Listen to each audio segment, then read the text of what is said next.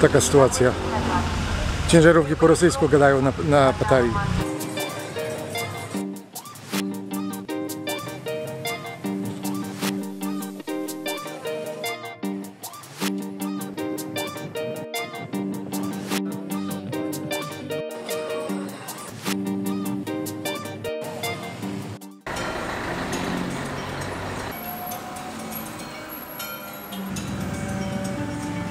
Jak pewnie zdążyliście zauważyć, jestem w Tajlandii ponownie.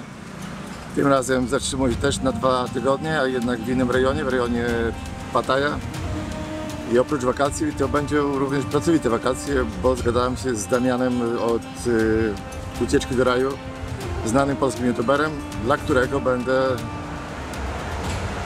kręcił 2 teledyski. Także nowe wyzwanie. Teledysków jeszcze samych jako takich nigdy nie robiłem, ale myślę, że poradzę. Są już jakieś pomysły. Także nic, zabieram się do jedzenia obiadu, czy raczej podwieczorka. I za jakieś pół godziny, czy za jakąś godzinę będę się wybierał z Damianem do Pattayie. Pozdrawiam.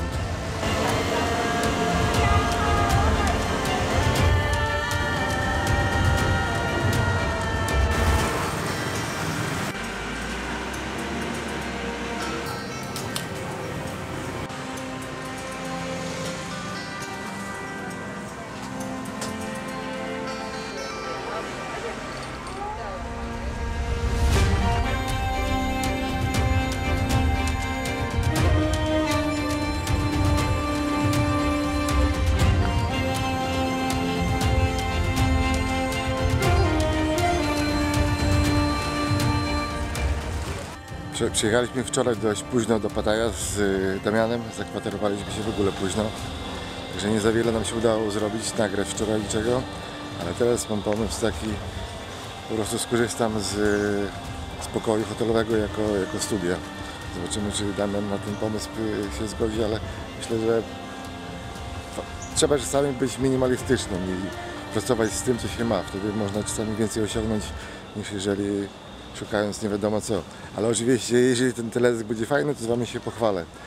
Jeżeli będzie chujowy, to się nie pochwalę z making-ofa. Dobra, idę. Się mówimy z Damianem o 11 tutaj przy bramie. Polski hip-hop jest smutny jak wąsy Wałęsy. Mam to w dupie, biorę ryżu kęsy, bo nie lubię chleba. Nie idę do piekła. Zrobiliśmy ujęcia, wykorzystaliśmy ścianę tutaj jako tło. Czy wyjdzie dobrze, czy nie, ciężko powiedzieć. Miejmy nadzieję, że no myślę, po prostu do teledysku trzeba kilka pełnych ujęć i coś na pewno się zmontuje. Planuję, żeby zrobić w innej lokalizacji, ale ze względu na to, że już jest dość gorąco, jest kurwa 36 stopni, tyle słońca, że przekładamy na wieczór jedno ujęcie. Głupia i pusta jesteś, bym chciał z tobą gadać. To nie praca, co ty tutaj odpierdalasz, ej. Twoje życie to reklama proszku do prania mózgów. Może się postaraj troszkę bardziej, nie wypada być tak tępą dzidą, pustą rurą, głupią pizdą, grubą dupą. Wyszedłem na ludzi, wyszedłem na prostą. Było tak chujowo, a teraz jest bosko, bo nie ma ciebie ze mną i jest niebo. Było ciemno, było piekło. Wyszedłem na ludzi, wyszedłem na prostą. Było tak chujowo, a teraz jest bosko, bo nie ma ciebie ze mną. Było piekło, jest niebo. Nie ma ciebie ze mną. Było ciemno, a jest wow. Podnoszę wibracje, przelatuję przez reinkarnację, lecę jak mucha przez dziury, jak gwiazdy przez chmury świecę. Przykładem nie jestem. Zatrzymałem się w resorcie Villan, czyli taki resort, ośrodek wypoczynkowy, tak można powiedzieć, z domkami do wynajęcia, jak również z 2 hotelami, z pokojami hotelowymi.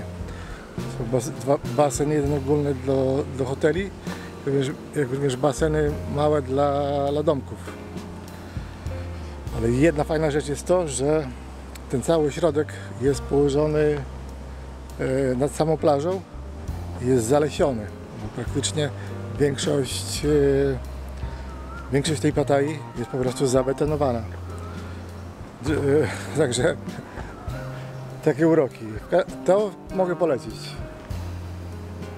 Ponieważ właśnie jest dużo zieleni, jest basen, widoki też są takie w miarę ciekawe. No i standard możliwy.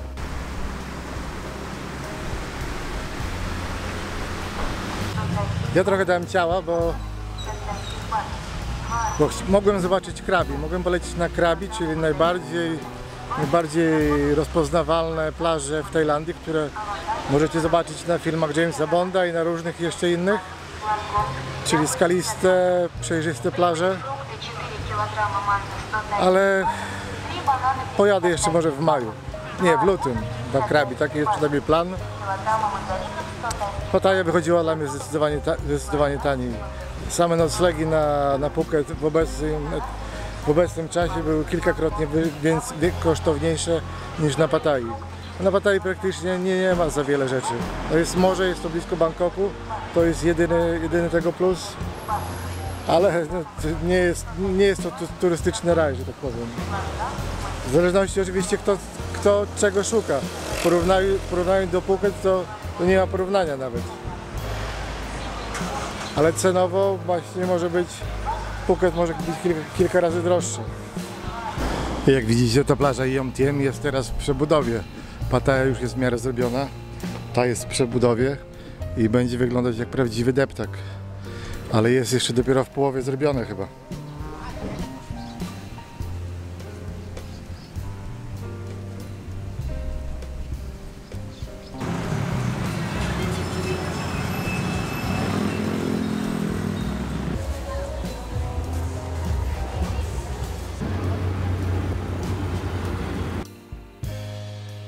Mieliśmy nagrywę dzisiaj z Damianem, ale poczuł się niedobrze i przełożyliśmy na jutro. Praktycznie zostało nam do nagrania tylko kilka scen. Planowo było więcej scen, ale Damian odrzucił sporo scen, odrzucił sporo pomysłów scen. Także jutro najprawdopodobniej skończymy robić ujęcia do Wypijmy za błędy. Jakby ktoś się pytał, czym robiliśmy efekt tego światła stroboskopowego, no to była to zwykła lampa Adoer to się nazywa. Adoer jest bardzo popularny na Amazonie, to są tanie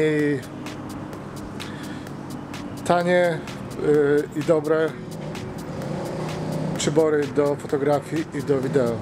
Także to był główny efekt do prawie większości strobów, które używaliśmy. A ja z tego, że mam teraz prawie cały dzień wolny, do samego jutra to lecę, zwiedzę główną część Pattayyi, na której się odbywa dzisiaj ponoć jakaś większa impreza. Lecę zwiedzać.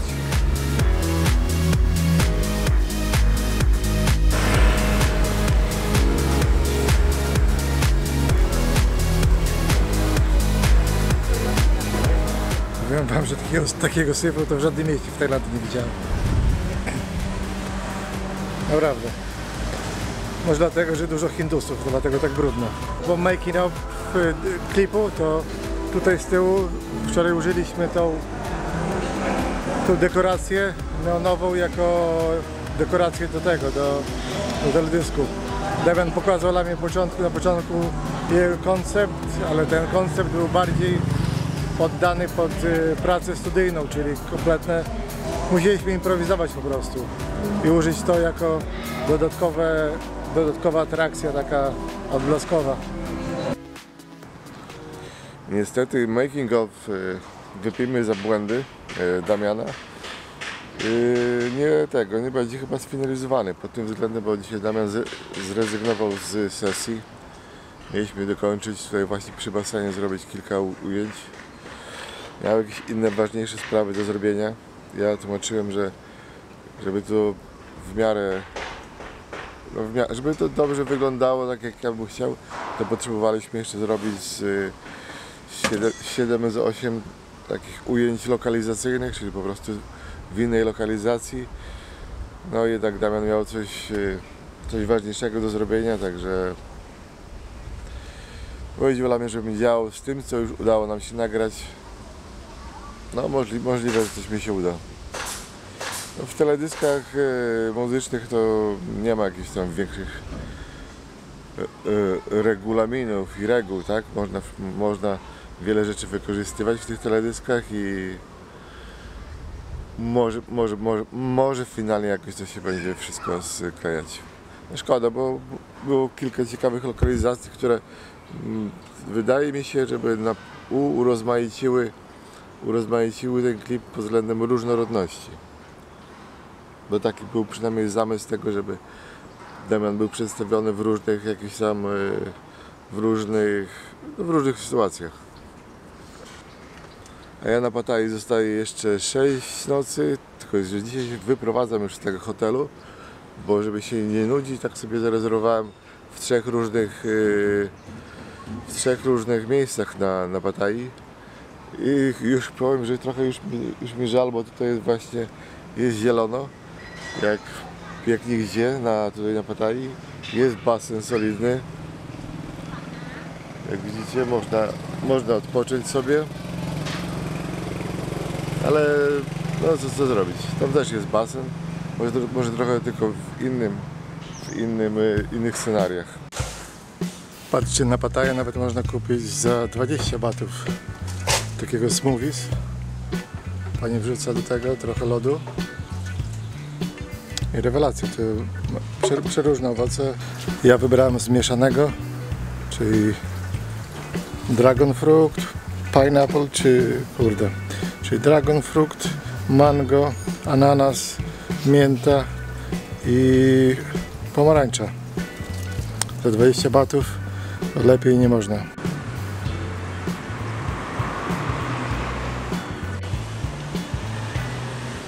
Niewielkie porcje tajskiego jedzenia, ale kurde bardzo dobre. Zresztą kto próbował tajskie jedzenie, to na pewno wie w czym rzecz. Ten drugi hotel, w którym się zatrzymałem na Pattayyi, tak wygląda z zewnątrz. Jak widać z zewnątrz jest w miarę ciekawy. W środku jest niewielki basen, ale to takie bardziej, może można powiedzieć, że akwarium dla ryb niż basen.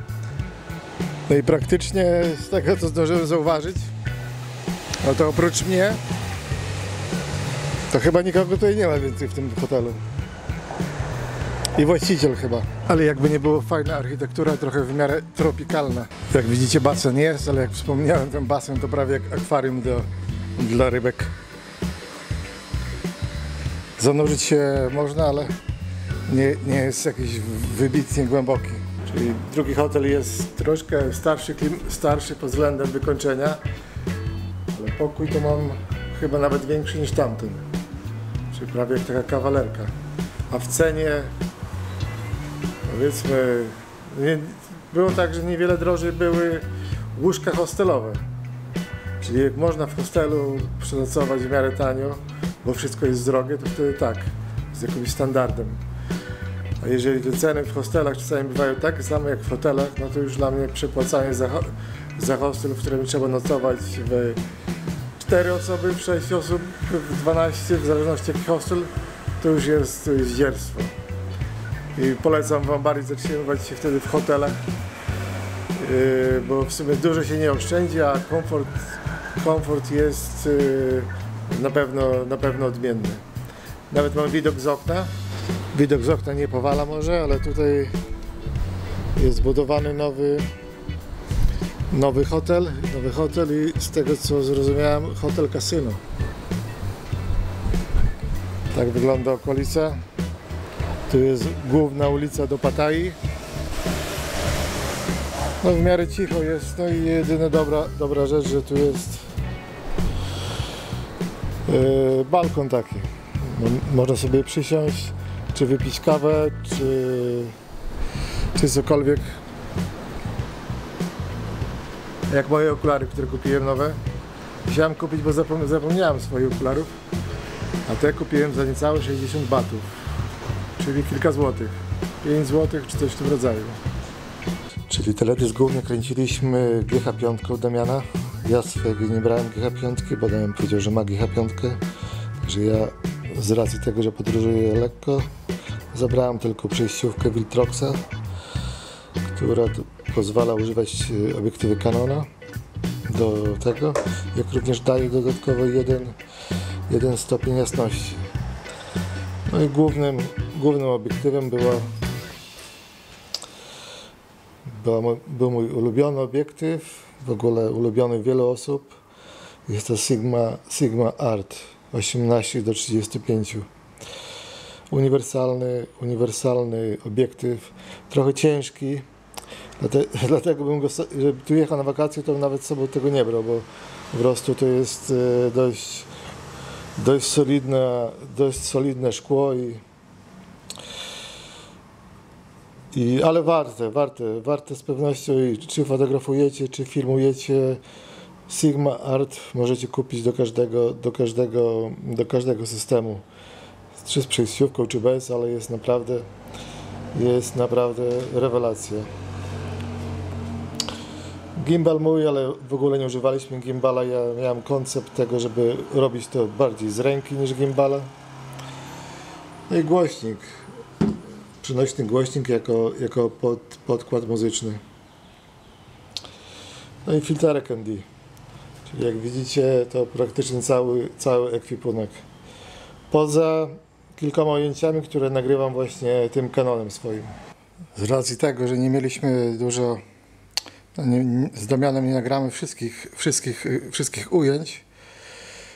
Także plan jest taki, żeby Damian użył tej aplikacji którejś typowej VHS do zarejestrowania siebie, i te wzbitki z VHS-u, tak jak tutaj widzicie, będą po prostu użyte w teledysku jako wypełniacz. Bo nie wszystkie ujęcia, które mieliśmy tak planowo rozpisane, które ja planowo rozpisałem. Jak widzicie, my mieliśmy wstępne rozpisy scen do 2 tych teledysków. Tak to mniej więcej wygląda. Sceny wypełniające i przebitki, czyli to, co można użyć jako bardziej jako wypełniacze i no, po prostu coś urozmaicenia. Kadry główne, na których miał być Damian recytujący cały utwór, i ten utwór po prostu miał być poskładany z tych różnych lokalizacji. Niestety się nie udało tego zrealizować, no, z przyczyn takich, a nie innych. No, kilka się udało, no. I dwa w sumie spontaniczne, no, ale ogólnie było 11. Damian tego nie chciał na karuzeli, ja chciałem to na karuzeli zrobić. Tak dodałoby to trochę takiego bardziej artystycznego sznytu, przynajmniej w moim mniemaniu.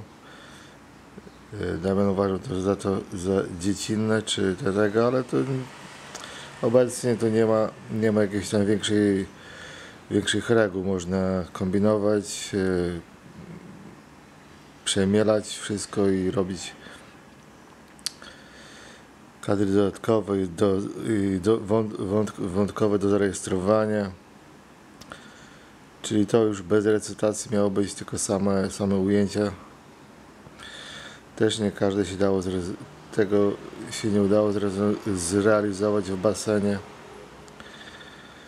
No i przebitki VHS, które są pewną narracją chyba, nie? Całego klipu. Czyli trochę, powiedzmy, profesjonalnych ujęć pomieszanych z takim amatorskim kontekstem trochę. Rekwizyty miały być świece dymne, racy świetlne, latarka, maski azjatyckie. No ale tego się akurat nie dało. Nie dało się tego w sumie nabyć i zabrakło czasu, zabrakło może chęci. Trudno. Podziałamy z tym, podziałamy z tym, co mamy. Ale jak widzicie, tak mniej więcej to sobie rozpisałem do tego teledysku.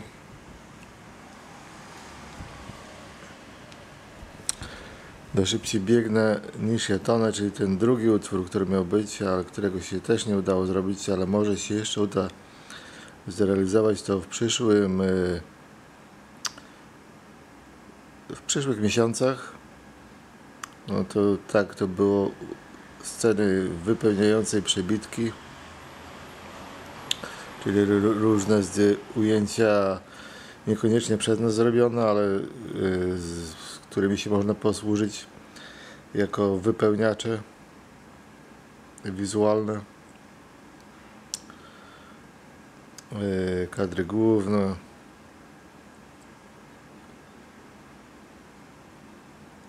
No tak, tutaj miałem dopiero tylko kilka kadrów rozpisanych. No nie wszystkie nam się udało zarejestrować. No i na chwilę obecną, czyli jeżeli powstanie, to już trzeba będzie troszkę improwizacji w to włożyć. Mam nadzieję, że się uda.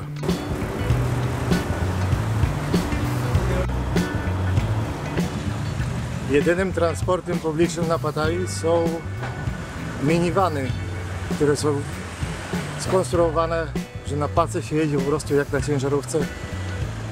Autobusów tutaj nie ma, jest 2 czy 3 linie takich minivanów, z których z mapy może będziecie mogli skorzystać i przejeżdżać w sumie po całej części brzegowej. Tam w głąb lądu już chyba się nie zagłębiają, głównie kursują na linii brzegowej. Cena 20 batów, także za przyjażdżkę jak najbardziej przyjazna kieszeni. I dobra rzecz, że są wentylatory, czyli nie ma tutaj szyb i można trochę się przewietrzyć. Wiem, jadę na końcowy, mam nadzieję, że zatrzymuję się przy samym drugim końcu plaży. Dla osób, które wyobrażają sobie, że Pattaya to jest ośrodek wypoczynkowy, wczasowy, no to chciałbym wam powiedzieć, że będziecie się mylić, bo Pattaya jest, kurde, można powiedzieć, jest pierwszą wodą tak zwaną dla Bangkoku 20-milionowego. Czyli wyobraźcie sobie, nie wiem, pół Polski spiąć w całość i nie wiem, i obok Rajgrodu przykładowo, czy jakiegoś miasta nadmorskiego, to wyobraźcie sobie, jaki byłby natłok ludzi i natłok infrastruktury. Tu praktycznie się wychodzi z plaży. Plaża jest kilka plaży, one są bardzo długie, bardzo ogromne, ale tylko się zejdzie z plaży i jest się po prostu jakby się przeniosło do Bangkoku. Czyli ten natłok taki miejski. Mimo tego, że to jest 2 godziny od Bangkoku, jadąc autobusem, to jest, jakby nie było, można powiedzieć, że to jest ciągle część Bangkoku. Po prostu weekendowa skocznia głównie dla Tajów, a dla Europejczyków no to miasto grzechu tak zwane, nie? Sin City. Znacznie różniący się od Phuket. Jeżeli potrzebujecie tylko wypoczynku relaksującego, no to zdecydowanie Phuket wam bardziej polecę niż Pattaya. Jeżeli jednak będziecie przyjeżdżać i będziecie mieli tylko Pattayę w swoim asortymencie wyborów, uwarunkowanych cenowo czy jakimikolwiek innymi rzeczami, no to też pewnie warto odwiedzić. Ja tu jestem po raz pierwszy, ale no, nie wiem, czy wrócę po raz drugi. No, możliwe, że do Phuket bardziej by się chciało wracać niż na Pattaję, ale no tak tylko mogę powiedzieć ze swego doświadczenia. Także przylatując tutaj, nie oczekujcie Pattaję, nie wyobrażajcie sobie Pattaję jako raju dla turystów. To w zależności czego się oczekuje od turystyki. Jeżeli plaże i natury, no to można sobie to wybić z głowy. Jeżeli imprezowanie i tego typu atrakcje, to na Pattayie chyba najwięcej się tego znajdzie. Nic, jadę zwiedzać miasto. Kolejny masaż za mną. I wiecie co, że tutaj na Pattayie są te masaże tańsze niż na Phuket? Niewielka tam różnica jest. Ja teraz za tajski masaż, czyli ten masaż uciskowy. Więcej o masażach możecie sprawdzić tutaj w vlogu moim z Chiang Mai. Wyjaśniam, o co chodzi między masażem uciskowym a masażem z olejem. Jak jesteście w Tajlandii, to przymusowo trzeba korzystać. Cena to jest 1/4 ceny europejskiej. Także turnus pod względem rehabilitacji i masażu to tylko Tajlandia.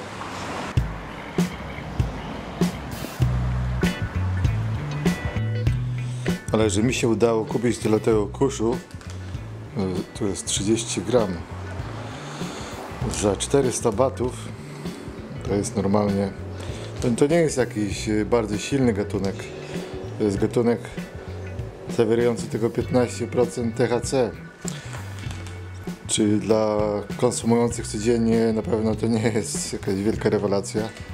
Dla mnie jako do medycznej, czy do picia herbatek, to jest akurat w sam raz, można powiedzieć. Nie poczujecie woni tego, ale jest zapach takiego prawdziwego skuna. Zapach prawdziwego skuna, ale sam gatunek nie należy do najsilniejszych gatunków. Mimo wszystko za taką cenę no to było po prostu, byłoby grzech nie kupić, byłoby grzech nie skorzystać.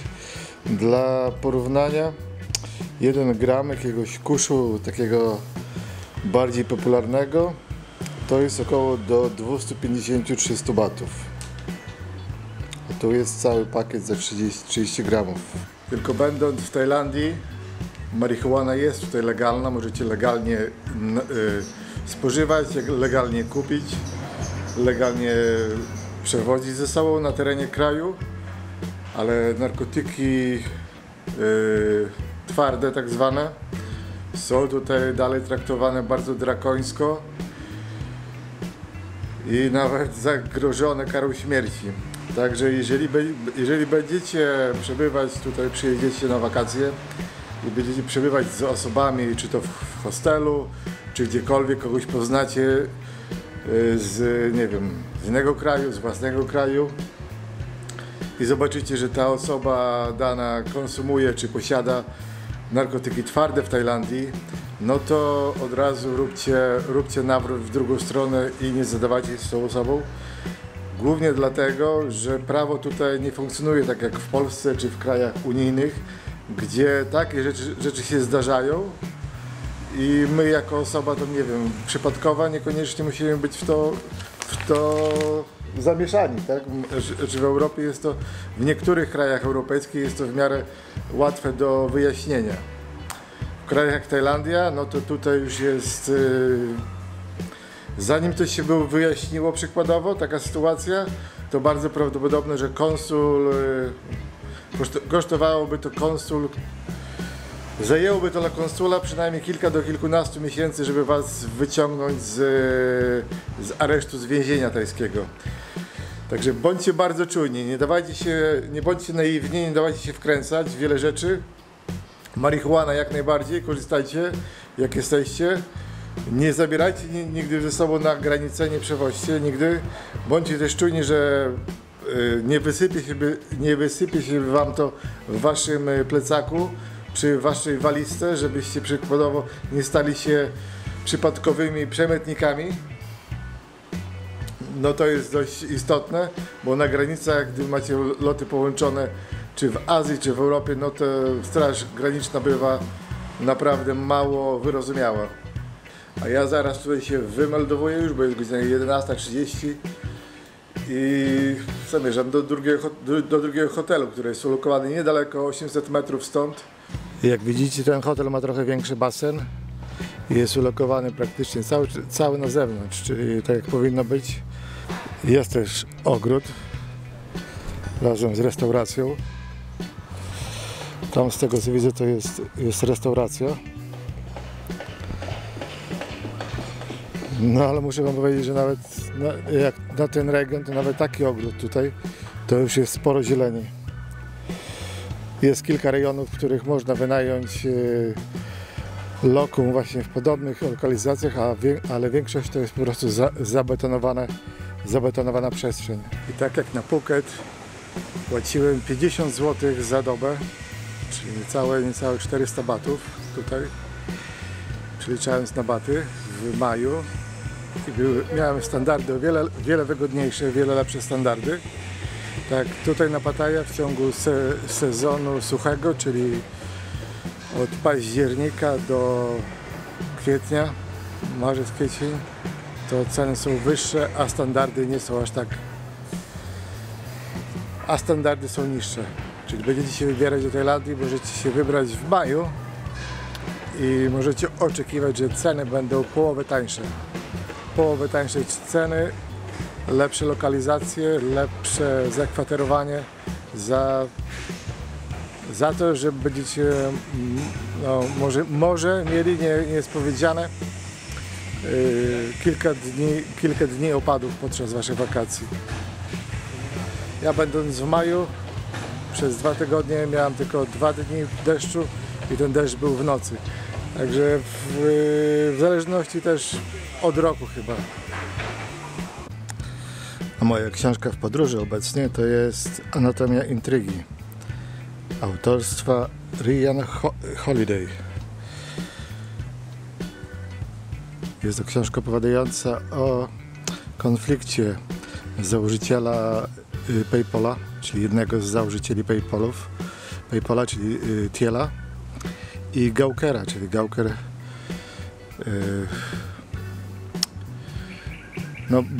brukowiec internetowy, który kiedyś na Thiela zrobił nagonkę i Thiel jako pierwszy, tylko jeden z tych największych cyfrowych twórców, czy raczej z Doliny Krzemowej, czyli twórców elektronicznych, czyli w biznesie elektronicznym, postanowił zrobić dość sporą intrygę, żeby doprowadzić Gawkera do bankructwa. Powiem wam szczerze, że fajnie się czyta. Autora nie znam, kupiłem w ogóle na Świat Książki chyba na przecenie, za parę złotych. Ale czyta się przyjemnie, jestem na stronie chyba 80. Dla ludzi, którzy lubią literaturę faktu, a nie tylko literaturę taką fantastyczną czy kryminalną, czyli literaturę fikcyjną, no to literaturę faktu myślę, że nawet już po tych 80 stronach mogę wam polecić, aczkolwiek powiem, moją opinię wystawię po przeczytaniu całości.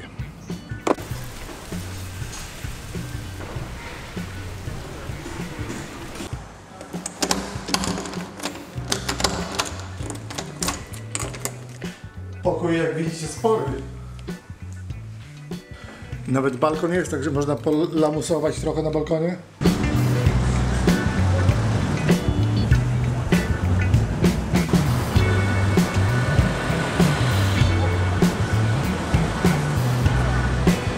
Co do turystów, to powiem wam, że tylu Rosjan to ja nigdzie nie widziałem. Nawet na Phuket jak byłem, to było zdecydowanie mniej. Tutaj się czuję, jakbym po prostu, nie wiem, do Moskwy się przeklonował z jednego miejsca do drugiego. Tak tutaj w tych wszystkich blokach, wieżowcach, które są apartamentowcami, głównie mieszkają Rosjanie i człowiek się czuje jako biały turysta, że 90% białych turystów to są Rosjanie. Może 2% Niemcy. Polaków spotkałem, nie wiem, 0,5% może. No, dziwny klimat, powiem wam.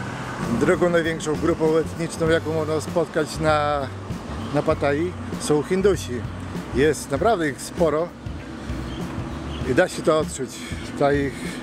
Ten ich ekosystem, w którym oni podróżują jako gromada, jako całość, jest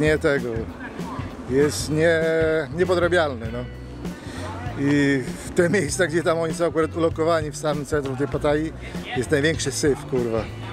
I tak jak w Tajlandii osoby przyjeżdżające z Polski do Tajlandii mogą uznać, że jest tutaj chaotycznie, jest brudno i tak dalej. Tak powiem wam, że ten chaos tutaj jest jeszcze w miarę utrzymany pod ryzami, ma jakieś reguły. Ma jakieś reguły, natomiast chaos hinduski, no to już jest kompletnie inny organizm. Chaos hinduski to jest kompletnie inny organizm. I daje się to odczuć, przynajmniej dla mnie. Może za ciężkie na śniadanie, ale dlatego, że lecę teraz na samolot, no to będzie taki jeden mój z większych posiłków, czyli pad thai, kiełki bambusa, krewetki, tofu, kurczak i makaron, czyli tradycyjny tajski delikates. A głównym dodatkiem w pad thaiu jest limonka i orzechy.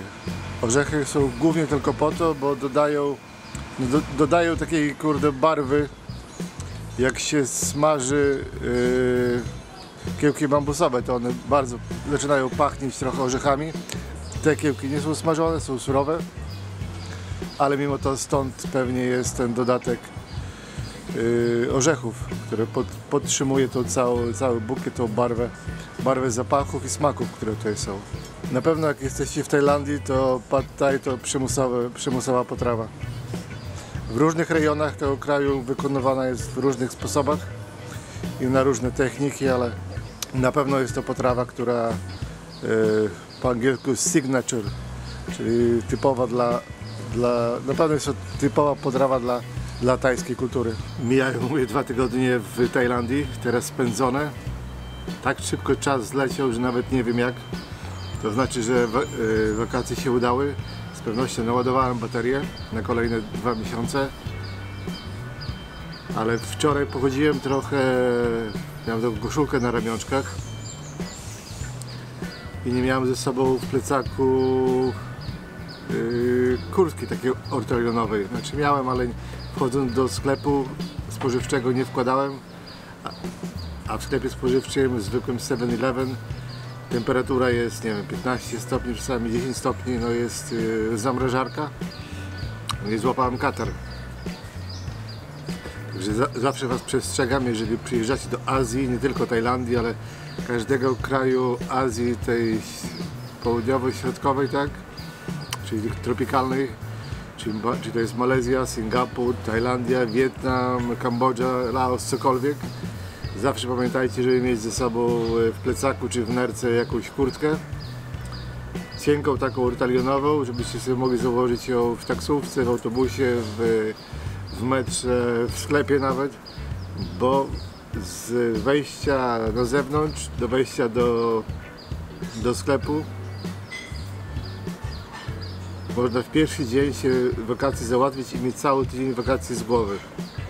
Mi akurat to się przytrafiło pod samym koniec, także nie mam z tym problemu, ale myślę, że jakbym się przeziębił w pierwszy dzień, czy w pierwszy, drugi dzień wakacji, no to bym miał cały tydzień taki mizerny i mało byłbym zadowolony. Także jedziecie z rodziną, to pamiętajcie, żeby mieć przygotowane nie tylko koszulki, ale coś takiego lekkiego, co może was uchronić przed niską temperaturą w klimatyzacji.